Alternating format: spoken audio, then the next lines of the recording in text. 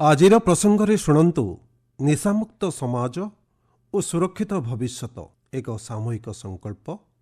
ଆଲେଖ୍ୟ ଆଞ୍ଚଳିକ ସମ୍ବାଦ ବିଭାଗ। ଉପସ୍ଥାପନାରେ ମୁଁ ଆଦିତ୍ୟ ନାରାୟଣ ଦାସ। ନିଶାଦ୍ରବ୍ୟ ବ୍ୟବହାରର ମାରାତ୍ମକ ପ୍ରଭାବ ସମ୍ପର୍କରେ ଜନସଚେତନତା ସୃଷ୍ଟି କରିବା ଏବଂ ବେଆଇନ ନିଶାଦ୍ରବ୍ୟ କାରବାରକୁ ପ୍ରତିହତ କରିବା ଲକ୍ଷ୍ୟରେ ଆଜି ଆନ୍ତର୍ଜାତୀୟ ନିଶାଦ୍ରବ୍ୟ ଅପବ୍ୟବହାର ଓ ବେଆଇନ କାରବାର ନିରୋଧୀ ଦିବସ ପାଳନ କରାଯାଉଛି। ଔଷଧ ଆମ ପାଇଁ ଅତ୍ୟନ୍ତ ଜରୁରୀ, ତେବେ ଏଭଳି କେତେକ ଔଷଧ ରହିଛି ଯାହାର ବ୍ୟବହାରକୁ ନିଷେଧ କରାଯାଇଛି। ଏହିସବୁ ପରିସ୍ଥିତିରୁ ନିଜକୁ ଦୂରେଇ ରଖିବା ସହ ଏହିସବୁ ଔଷଧ ଓ ନିଶାଦ୍ରବ୍ୟଗୁଡ଼ିକ ସମ୍ପର୍କରେ ଅଧିକରୁ ଅଧିକ ସଚେତନ ହେବା ଆଜି ଦିବସ ପାଳନର ମୂଳ ଲକ୍ଷ୍ୟ। 1999 ମସିହାରୁ ଅନ୍ତର୍ଜାତୀୟ ସ୍ତରରେ ପ୍ରତ୍ୟେକ ବର୍ଷ ଜୁନ୍ 26 ତାରିଖରେ ଏହି ଦିବସ ପାଳିତ ହୋଇ ଆସୁଛି। ନିକଟରେ ପ୍ରକାଶିତ ଏକ ଆକଳନ ଅନୁଯାୟୀ ଭାରତରେ ପ୍ରାୟ 16 କୋଟିରୁ ଅଧିକ ଲୋକ ମଦ୍ୟପାନ କରନ୍ତି। ସେଥିରୁ ପ୍ରାୟ 5.2% ସମ୍ପୂର୍ଣ୍ଣ ଭାବେ ମଦ ଉପରେ ନିର୍ଭରଶୀଳ। ସେହିଭଳି 3 କୋଟିରୁ ଅଧିକ ଲୋକ ଗଞ୍ଜେଇ ଏବଂ ଏ ସଂକ୍ରାନ୍ତ ଅନ୍ୟାନ୍ୟ ଉତ୍ପାଦ ମଧ୍ୟ ବ୍ୟବହାର କରନ୍ତି। ଏପରିକି ହେରୋଇନ୍ ଓ ବ୍ରାଉନ୍ ସୁଗାର ଭଳି ନିଶାଦ୍ରବ୍ୟ ସେବନକାରୀଙ୍କ ସଂଖ୍ୟା ପ୍ରାୟ 2 କୋଟି ପାଖାପାଖି ହୋଇଛି। ସେମାନଙ୍କ ମଧ୍ୟରୁ 60 ଲକ୍ଷ ଲୋକଙ୍କୁ ତୁରନ୍ତ ଚିକିତ୍ସାର ଆବଶ୍ୟକତା ରହିଛି। ଡାକ୍ତରଙ୍କ ବିନା ପରାମର୍ଶରେ ପ୍ରାୟ 1 କୋଟି 20 ଲକ୍ଷ ଲୋକ ନିଦ ବଟିକା ଏବଂ ଅନ୍ୟାନ୍ୟ ଔଷଧ ସେବନ କରିଥାନ୍ତି। କୋମଳମତି ଶିଶୁ ଏବଂ କିଶୋର ବର୍ଗଙ୍କ ମଧ୍ୟରେ ନିଶା ସେବନକାରୀଙ୍କ ସଂଖ୍ୟା ଚିନ୍ତାଜନକ ପାଲଟିଛି। 15ରୁ 35 ବର୍ଷ ମଧ୍ୟରେ ଯୁବଗୋଷ୍ଠୀ ବିଶେଷ ଭାବରେ ଏହି କୁପ୍ରଭାବର ଶିକାର ହୋଇଥାନ୍ତି। ନିକଟରେ ସରକାର କଫ୍ ସିରପର ଅପବ୍ୟବହାର ଏବଂ ଗୁଣବତ୍ତାକୁ ବଜାୟ ରଖିବା ଲକ୍ଷ୍ୟ ନେଇ କେତେକ ସ୍ୱତନ୍ତ୍ର ପଦକ୍ଷେପ ଗ୍ରହଣ କରିଛନ୍ତି। ବିନା ପ୍ରେସ୍କ୍ରିପ୍ସନରେ କଫ୍ ସିରପ ବିକ୍ରି ଉପରେ ପ୍ରତିବନ୍ଧକ ମଧ୍ୟ ଲଗାଯାଇଛି।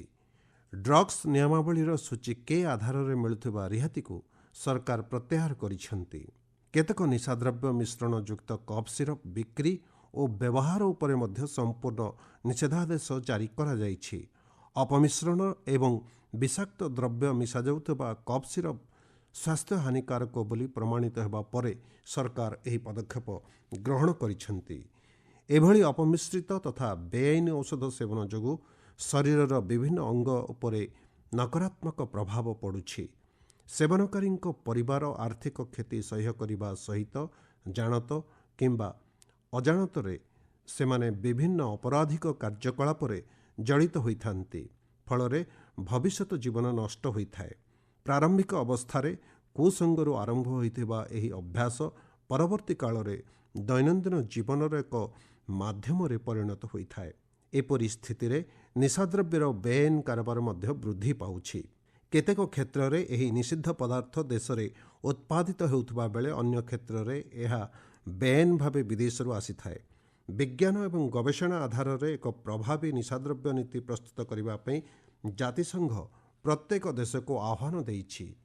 ଇତିହାସରୁ ଜଣାପଡ଼େ ଚୀନର ଲିନ୍ ଜେକ୍ସୁ ନାମକ ଜଣେ ବ୍ୟକ୍ତି ଗୁଆଙ୍ଗଡୋଙ୍ଗର ହୁମେନଠାରେ ଅଫିମ କାରବାର ବିରୋଧରେ ଆନ୍ଦୋଳନ କରି 1839 ମସିହା ଜୁନ୍ ମାସ 25 ତାରିଖରେ ଏହାକୁ ବନ୍ଦ କରିବାରେ ସଫଳ ହୋଇଥିଲେ।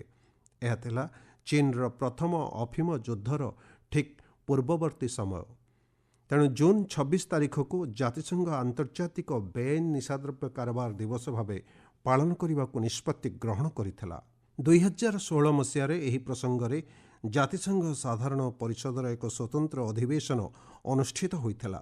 ରାଜ୍ୟସ୍ତରରେ ନିଶା ନିବାରଣ ଲକ୍ଷ୍ୟ ନେଇ ସରକାର ଦିଶା ଯୋଜନା କାର୍ଯ୍ୟକାରୀ କରିଛନ୍ତି। 2020 ଅଗଷ୍ଟ 15 ତାରିଖରେ ଦେଶବ୍ୟାପୀ ନିଶାମୁକ୍ତ ଭାରତ ଅଭିଯାନ କାର୍ଯ୍ୟ ଆରମ୍ଭ କରିଥିଲା।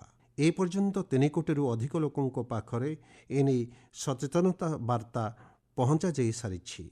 ତେଣୁ ଆସନ୍ତୁ ନିଜେ ନିଶାଠାରୁ ଦୂରେଇ ରହିବା ସହ ଅନ୍ୟକୁ ସଚେତନ କରିବା ଏବଂ ଭାରତକୁ ଏକ ସୁସ୍ଥ ନିଶାମୁକ୍ତ ରାଷ୍ଟ୍ର ଭାବେ ଗଢ଼ି ତୋଳିବାରେ ସହଯୋଗ ପ୍ରଦାନ କରିବା।